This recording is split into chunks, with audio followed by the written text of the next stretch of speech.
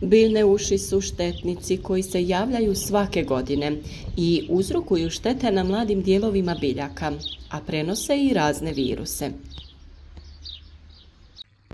U našim vrtovima i voćnjacima susrećemo se sa brojnim vrstama lisnih ušiju. Mada su male veličine tijela, prosječno od 2 do 4 mm, lisne uši čine velike štete. Susrećemo ih na voćnim vrstama, u povrću, ljekovitom i ukrasnom bilju, drveću i grmlju. Pored toga što ih pronalazimo na različitim biljnim vrstama, lisne uši se brzo razmnožavaju, imaju velik broj generacija i to je jedan od razloga njihove velike brojnosti. Danas ćemo govoriti o prirodnom preparatu kojeg vrlo lako napravite, a na našem kanalu možete potražiti još jednostavnih recepata za prirodne insekticide. Ukoliko vam budu korisni, zapratite naš kanal kako bi redovno pratili sve naše video savjete. Lisne uši se hrane mladim i sočnim biljnim dijelovima. Najčešće ih susrećemo na mladim listovima, po čemu su i dobile ime, a mogu činiti štete i na pupoljcima, mladim stabljikama, cvjetovima, voćnim mladicama, plodovima i korijenju. Štetu čine sisajući biljno tkivo. Prilikom ishrane dolazi do raznih deformacija napadnutih dijelova koje istovremeno služe i kao sklonište. Biljke koje lisne uši nasele fiziološki slabe jer hranjiva za njihov rast koriste uši za svoju ishranu. Pored toga, lisne uši luče i mednu rosu i dolazi do pojave gljivice čađavice, koja smanjuje asimilacijsku površinu biljke. Zbog te medne rose koju koriste u ishrani, mravi stvaraju svoje kolonije lisnih uši. Čuvaju ih, štite i doprinose njihovom rasprostiranju, prenose ih sa jedne biljke na drugu.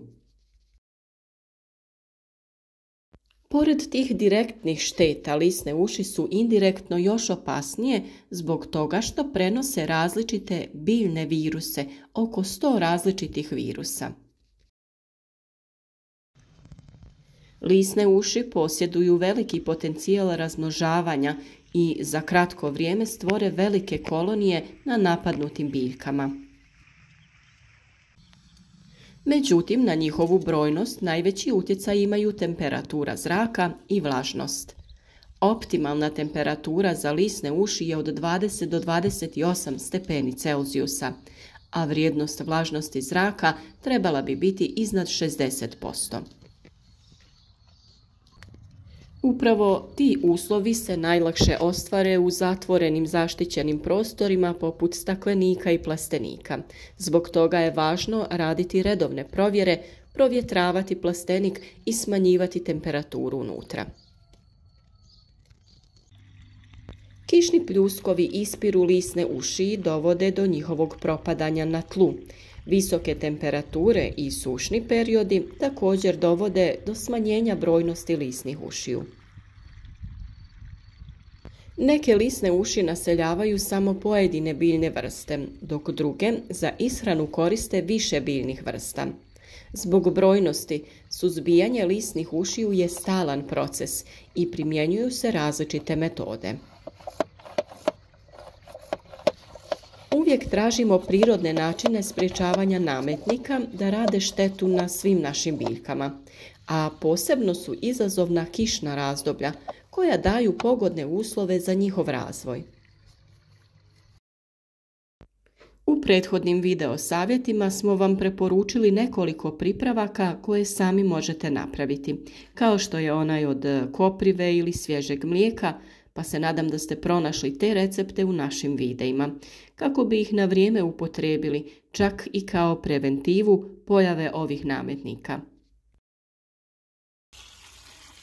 Mnogima kopriva nije dostupna i teško ju mogu pronaći, kao i svježe domaće kravlje mlijeko.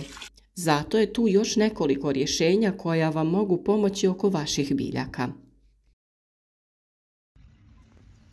Dosta smo govorili o pepelu i njegovim dobrobitima za biljke, a danas vam donosimo recept kako da ga koristite u obrani od lisnih uši i drugih štetnika. Dovoljno je 100 grama pepela dodati u 2 litre vode.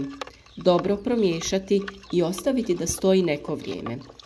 Pepeo će se taložiti na dno posude, a vi ostatak vode procijedite i koristite na vašim biljkama.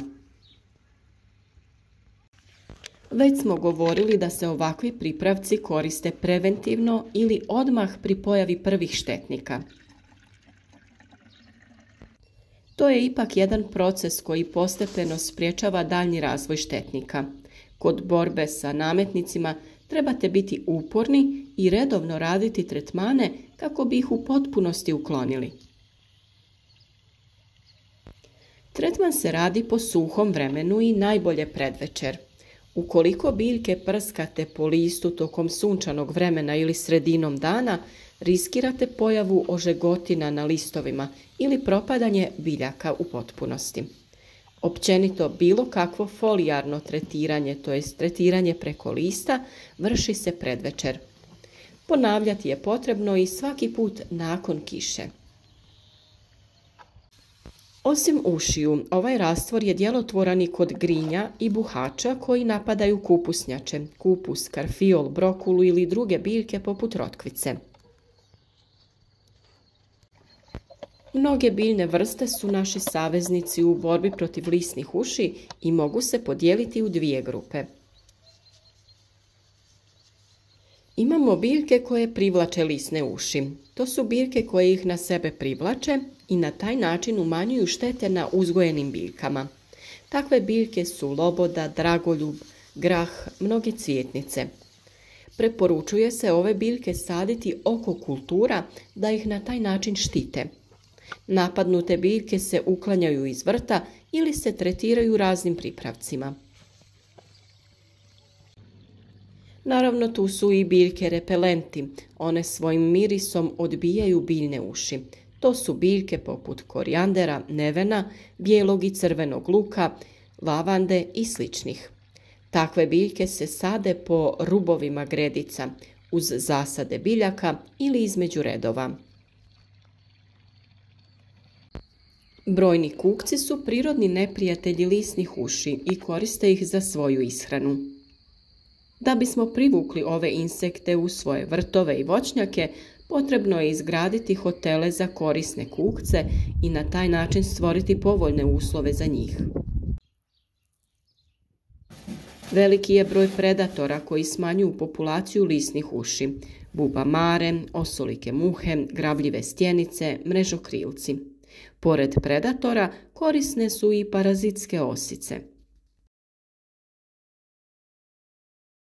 Također i mnoge male ptice hrane se lisnim ušima, stjenice, vrapci, grmuše i slične. Da bi privukli ptice u svoj vrt, postavljaju se kućice, pojilice i hranilice u voćnjaku ili bašti. Hranilice za ptice se postavljaju tokom zime da bi se osigurao stalni izvor hrane za ptice, te bi se one tu duže zadržale. Proljećem, to jest ovo razdoblje kada iznosimo naše presadnice i sadimo na stalno mjesto u vrtu, vrijeme je kada su vremenski uslovi promjenjivi.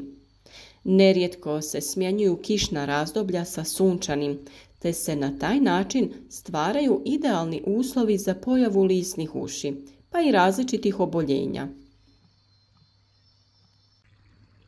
Važno je biti prisutan u vrtu, provjeravati stanje naših biljaka i reagovati na vrijeme. Svakako, ukoliko koristite prirodne preparate, krenite sa njihovom upotrebom preventivno.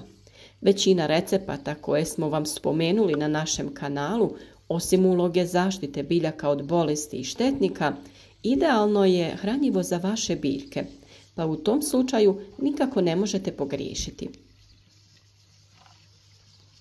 Biljke vam u svakom slučaju svojim izgledom uvijek govore ukoliko im nešto nedostaje, pa potražite i te video savjete na našem kanalu kako bi na vrijeme prepoznali pojedine simptome.